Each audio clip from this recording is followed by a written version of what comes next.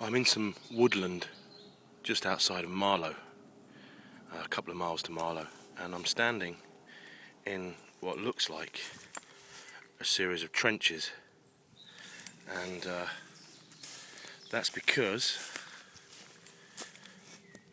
they are trenches. There's a whole network of trenches all the way around here that apparently were dug by the local people and various soldiers that were billeted at a camp near here in 1915 and 1916. And there's a whole network of trenches all around here. About 2 meters wide and 2 meters deep in places. Slightly difficult to make out on here, but also because they're kind of full of leaves at the moment. But these were used for training purposes in 1915 and 1916. I think a little dugout like that area there would be a machine gun post. There's various machine gun posts that have been identified, but they used this whole network of trenches which they dug out for training in preparation for going to the front line. I suppose in a couple of weeks' time I'll probably pass through some of the some areas in France where some of the fiercest battles took place.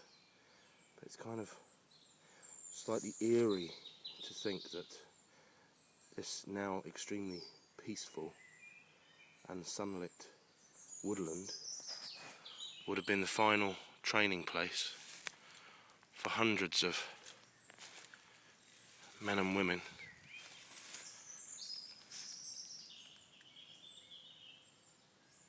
before they went off to the horrors of the First World War.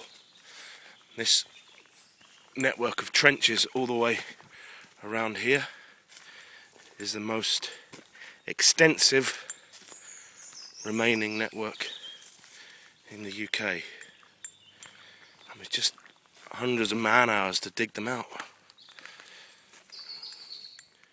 Make them out through there and down there. Someone's built a shelter there, made use of the walls of the trenches and built a bivouac. Good fun. But yeah, so all peaceful and quiet now.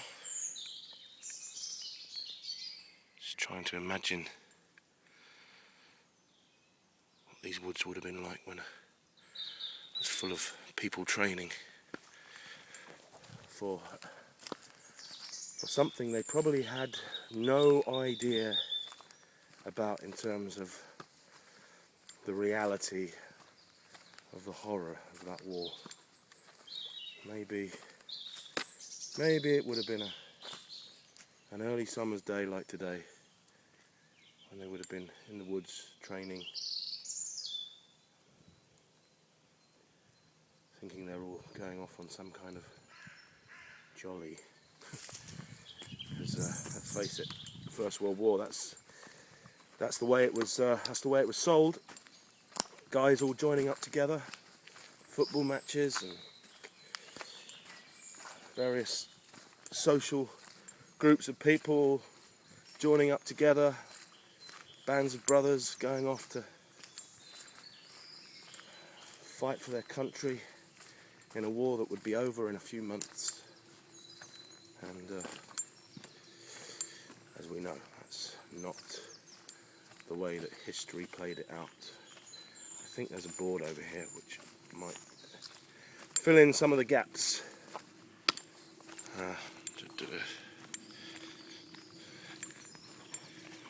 There we go. World War I training trenches. About 1,400 metres of trenches. Dug 2 metres wide and 2 metres deep. Grenadier Guards and local people.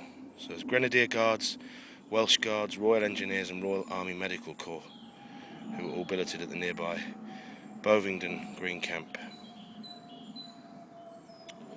So there we go.